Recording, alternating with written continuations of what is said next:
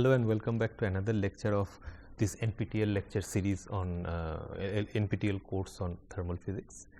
Now, in the last class we have discussed about we continued our discussion on mean free path, and we have found out an expression for mean free path by which mean free path lambda can be connected to measurable parameters like pressure and temperature of a system. Now, in today's lecture, we will be discussing about the experimental determination of lambda, and then we will look into certain experimental data which is available for different systems, different gas systems, and finally, we will be discussing briefly about the vacuum, the different vacuum level which is achievable in the laboratory experiments. Okay. So, for the experimental detection of lambda, the first experiment was by Born, and that was back in 1933 or 36, I do not remember the exact date. So, this is the experimental arrangement. So, what we have essentially is a vacuum chamber. In this everything is made of glass, let us assume, and inside this there are 4 slits P1, P2, P3 and P4. Now, all these plates, these are 4 plates actually. The separation between the first and the last plate, that is between P1 and P4 is 1 centimeter, and and also these plates are quarter plate in nature. What do I mean by that?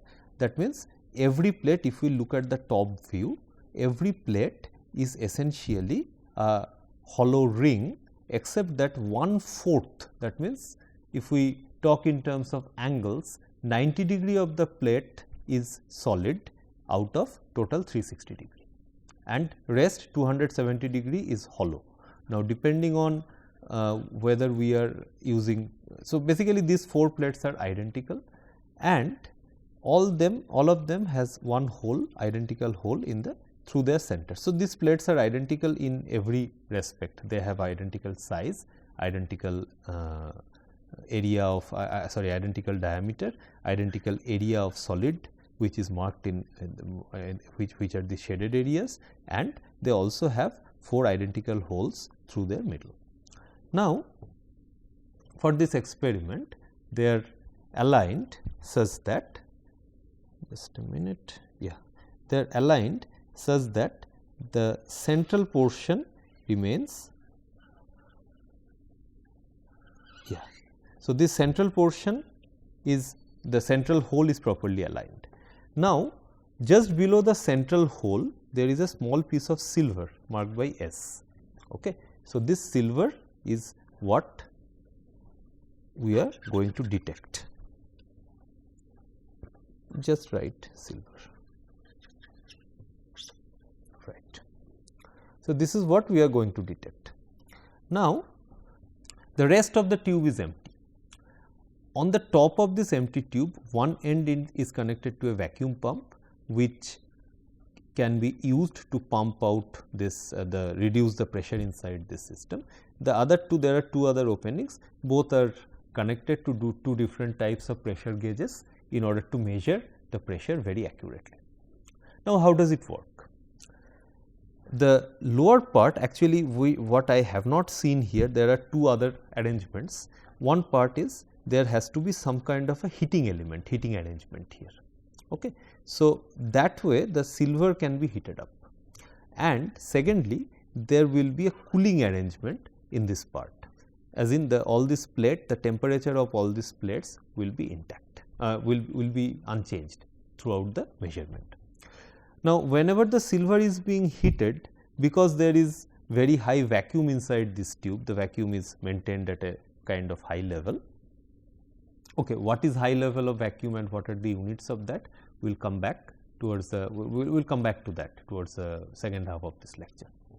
So, what we have here is silver, and as the temperature of this silver increases, heating takes place, the silver molecules start to evaporate. So, basically we have heated silver at the bottom, and as the evaporated silver goes up, it goes through these 4 holes, the 4 aligned holes, right. Now, these holes are aligned so that silver can essentially pass through, and it will on the process, as the silver molecules go up through this hole, right, they will put coating on these plates.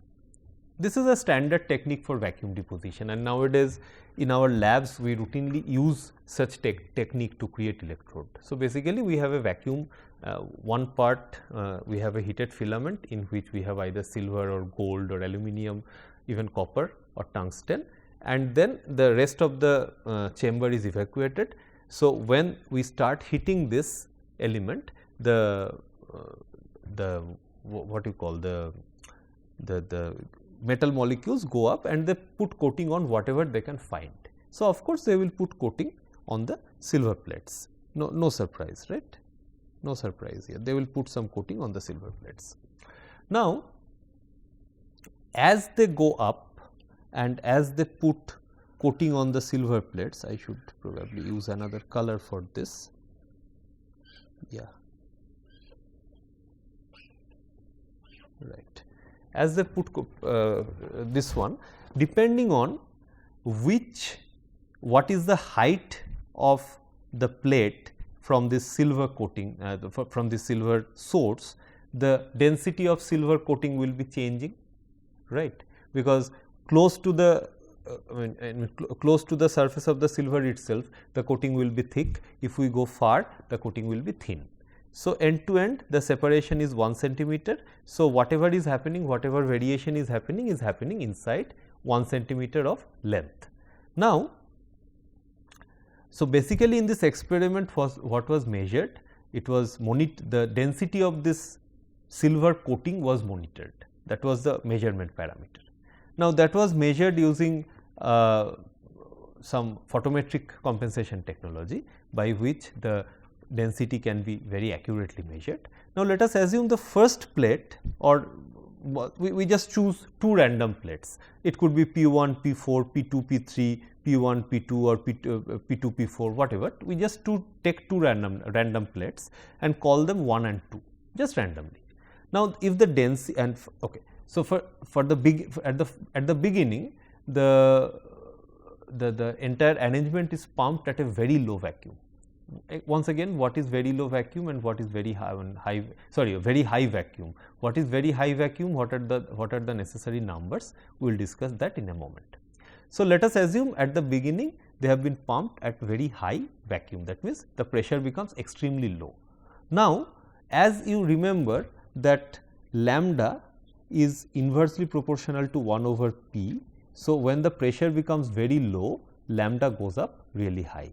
So, that means the mean free path, we will see that in a moment, that mean free path can be as long as few meters or sometimes even kilometers. So, the mean free path or without any loss, the silver molecule that will start from here, the exact same silver molecule will end this portion or to the end of this to the end of this tube without any loss of kinetic energy, let us assume, without any collision, that is to say. So, at very low pressure, whatever deposition rate we get on these 4 plates, we can call this as D10 and D20. Ideally, D10 and D20 should be identical to each other, ideally, but there could be some variation. Now, as the pressure now the pressure is being increased, not by much, but to some extent now it is being increased. As the pressure increases, the mean free path decreases. So, according to the survival equation, which is again n is equal to n0 e to the power minus x by lambda, number of molecules which will suffer collision over, or rather which will not suffer collision over a length of x is decreasing, right. As the pressure increases, lambda decreases and this factor becomes more and more dominant. Okay. So, or rather this factor progressively becomes small.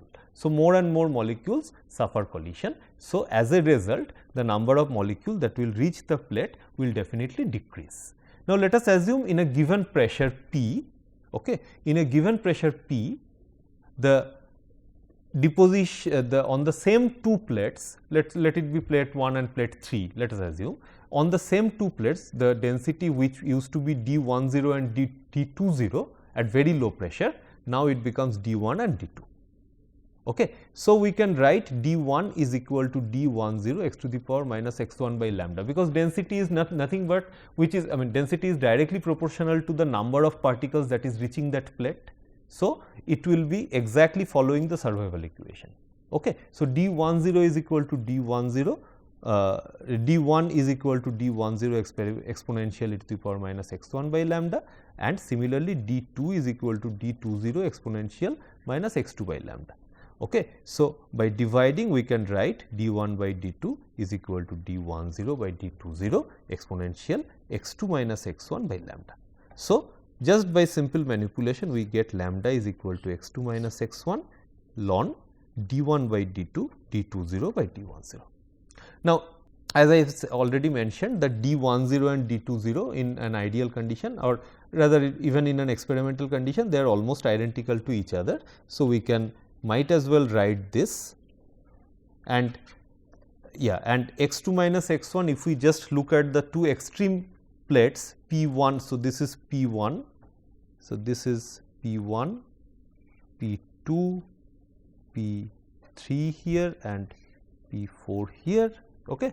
So, if I look at the P1 and P4, then the separation is 1 centimeter, but anyway let us not worry about that. So, for all practical purposes we can write this as x2 minus x1 divided by ln D1 by D2. Okay. So, because assuming that D20 by D10 is approximately equal to 1. Okay. So, this is where we this is the working formula we have in hand, and by using this relation Born determined the following parameters. So, pressure is given some units called hectopascal. Okay. What is an hectopascal? Hectopascal is nothing but millibar, and which is 0.01 pascals. This is the unit millibar is the most widely used unit of low pressure for at the laboratory level. So, please remember this unit. This is nothing but hectopascal. Hectopascal is HPA is equal to 0.01 pascal. Right.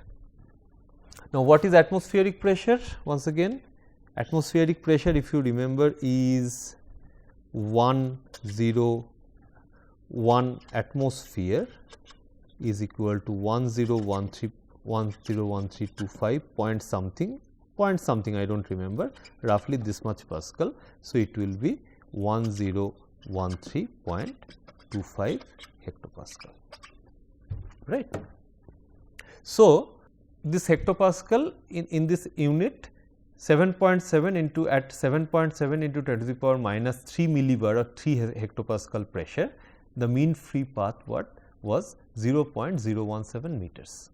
So, original results were I think in centimeters, but I just converted everything in meters.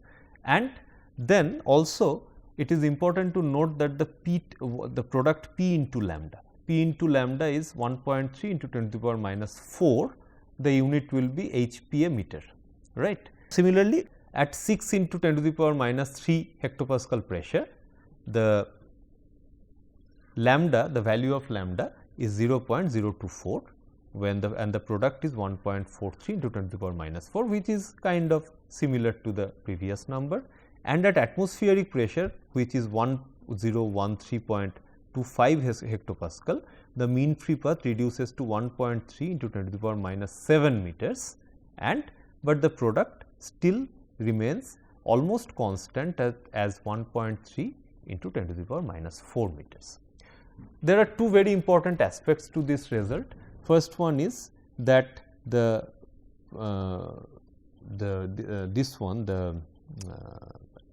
mean free path at low pressure is of the order of 1 centimeter. This is basically 1.7 centimeters and 2.4 centimeters, which becomes very small at high pressure.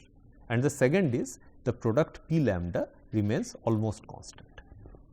Now, let us look at some, and this is expected, because if you look at this relation, okay, then you see lambda P is equal to constant at fixed temperature. If the temperature is fixed, then the product lambda P should be constant, because every other thing except temperature is a constant quantity. Now, these are some data, these are measured at atmospheric pressure. Unfortunately, I cannot find these values of, I mean, we can always convert anyway. So, I cannot find the values in pure length unit, but it is given as L into P units. And you see, for hydrogen and nitrogen and oxygen, helium, neon, all, even water vapor, everything is given in this particular unit. So, these are some real time data. Also, for how the data, I mean, how this mean free path changes with pressure, in order to get an idea, I have included another data set in here, which is for nitrogen at 0 degree centigrades. The previous data set was also at 0 degree centigrades, and this is also at 0 degree centigrades, but here the mean free path is reported as a function of pressure. So, pressure is given either in pascals in the first column or in hectopascals in the second column, and you see there is a factor of 2 between them. So, the one is 1 into 10 to the power 5 is 1 into 10 to the power 3 actually.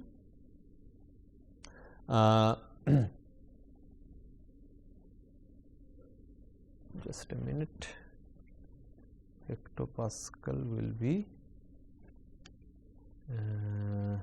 0.01 Pascal. Yes, that is right. That is right. Yeah. Okay.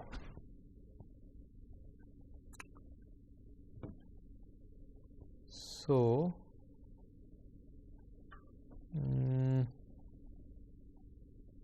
not the other way around actually. So, if 0.01 Pascal, sorry, I think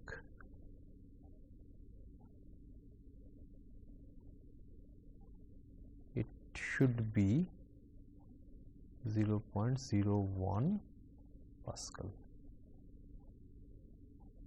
Yeah, so it will be a factor of 0.01. If I multiply this with 0.10, yeah, this is okay, fine, sorry. Yeah, so we see we will focus on the second column versus the third column, because the first column is given in pascals, and in laboratory level we always try to use HPA, hectopascal. So, it is 1 into 10 to the power 3, 2 into 10 to the power 10 to the power 3, 10 to the power 2, 10, 1, 10 to the power minus 1, minus 2, minus 3, like this. And you see the mean free path is actually increasing as the pressure going down.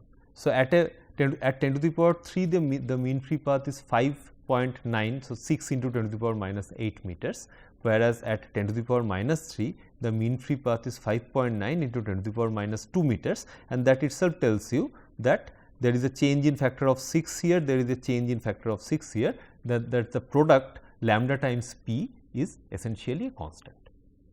Okay. So, it is the real time data on nitrogen at 0 degree centigrades up to very low pressure.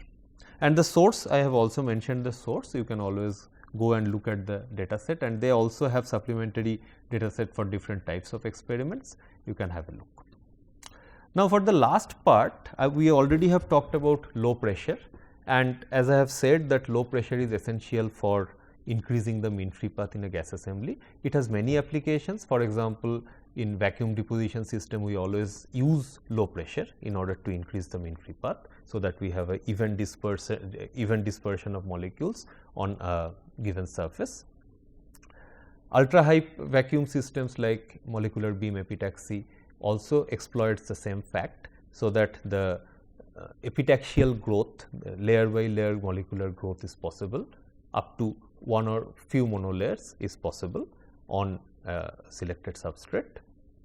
And at the end of this lecture, let me give you a brief overview on how to get to this the pressure, for example. So, in this table we have listed different range, different ranges of pressure. So, let me tell you, there are different pumps which can take you to different ranges of pressure. First of all, there is the diaphragm pump. Now, up to which diaphragm pump is basically a dry pump. I am not going to discuss the detailed mechanism of each and every pump, I will just give you the name, but let me tell you very briefly that diaphragm pump is a dry pump for which there is no lubricating oil is used, and it will just suck in the air and it will create a mild vacuum. What do I mean by mild vacuum? By mild vacuum, I mean maybe up to this level or slightly less maybe, but typically this is the range of a diaphragm pump.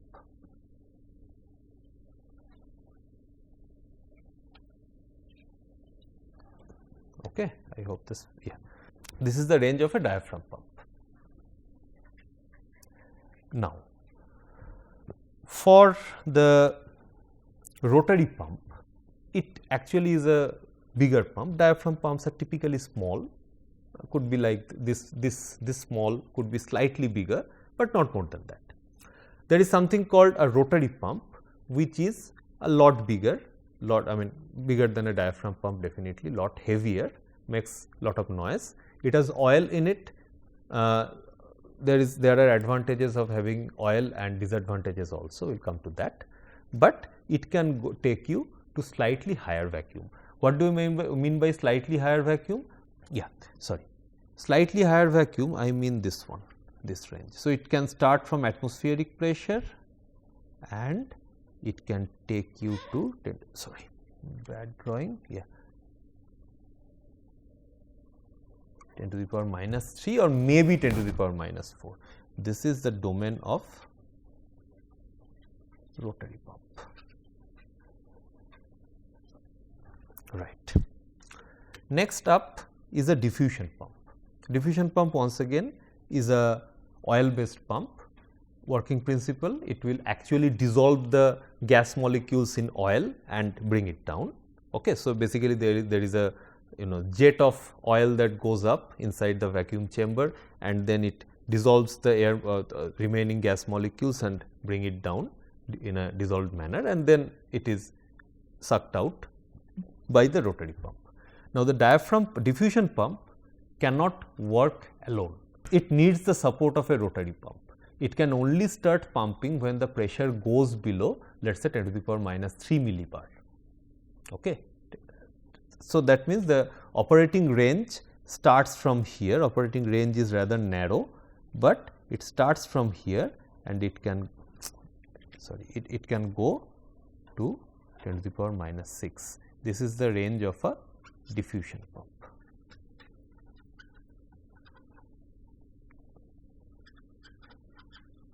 And please remember that diffusion pump and rotary pump, they are always coupled together. A diffusion pump need to have a rotary pump as its backup. So, we typically call this the roughing the backing pump, and then this is called the high vacuum pump in a system. So, rotary and diffusion, they make a good pair. Similarly, there is a turbomolecular pump which actually has a simplest possible principle. It has fans inside, you can see some of the fan blades are visible over here. So, it has fans inside, a arrangement of blades, they rotate at a very high speed. Typical RPM is typical speed is 1500 RPM for the smaller ones, and sometimes 30,000, 35,000 RPM for the big ones. Okay. They rotate at very high speed and they just simply suck out any molecule that they can, or any gas molecule they can, and basically they just suck out simply by moving the fans. Now, these ones, they are little more powerful than the diffusion pump, and also one advantage is they are dry pump, there is no oil. Now, what happens is, if you have oil in the system, for example, diffusion pump works with oil, rotary pump works with oil. If you have oil in the system, they will they have a chance to contaminate the chamber they are pumping. Of course, not that huge load of oil goes into the vacuum chamber, not like that, but typically there are tiny bits, sometimes not even visible by your naked eye, but they are sufficient to contaminate a sophisticated surface. So, let us say you want to deposit, you have plasma cleaned a surface and you want to deposit an electrode on that for some measurement under vacuum. Few molecules of oil is sufficient to contaminate the surface. So, that is why although diffusion and rotary, they are actually altogether they cost less, they are big assembly, but they cost less, they are bit noisy, but they work in a very efficient manner. They sometimes are avoided and they are replaced by a combination of a diaphragm and a turbo, which is a lot expensive combination. So, diaphragm starts the pumping initially, because once again turbomolecular pump, they are sophisticated pump. If they work under very high pressure, the blades might get damaged. So, it needs to have a low pressure, at least down to 10 to the power minus 1 or of the order of 10 millibar by help of a diaphragm pump, and then the turbomolecular pump can take over, and it has an active range of all the way up to 10 to the power 7. So, this is the range of turbo. Okay. So, these are the 4 different pumps, and as I have already I have mentioned many times that rotary and diffusion, they work as a couple, diaphragm and turbo, they work in a coupled manner. For example, if I want to couple a turbo and a rotary, I have a good chance of damaging the turbo pump by oil contamination, right. So, we do not do that. We always couple a dry pump with a dry pump and a wet pump with a wet pump. Okay.